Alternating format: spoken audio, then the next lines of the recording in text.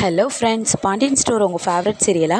அப்போ மறக்காமல் நம்ம சேனலை சப்ஸ்கிரைப் பண்ணுங்கள். பாண்டியன் ஸ்டோர் இன்னும் எபிசோடில் ரொம்பவே சந்தோஷமாக ராஜு கதிர் வாங்கி கொடுத்த ட்ரெஸ்ஸை போட்டுட்டு வராங்க.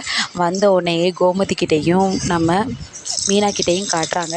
உடனே கோமதி, என்னது சரவண கல்யாணத்துக்கு எடுத்தியா அந்த புது ட்ரெஸ்ஸா அப்படிங்கிறாங்க.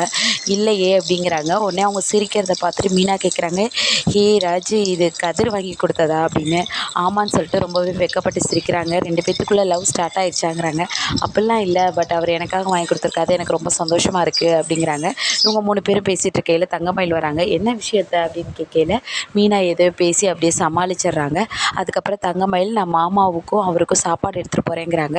கோமதி திட்டுறாங்க, ஏமா தினமும் அலையிறேன்னு. வீட்டில் நான் சும்மா தானே இருக்கேன், பரவாயில்ல நான் கொண்டுட்டு போகிறேன் அப்படின்னு சொல்லிட்டு அவங்க கிளம்பிடுறாங்க. இன்னொரு பக்கம் மீனாவும் ராஜும் ஆஃபீஸ்க்கும் காலேஜுக்கும் கிளம்பிடுறாங்க.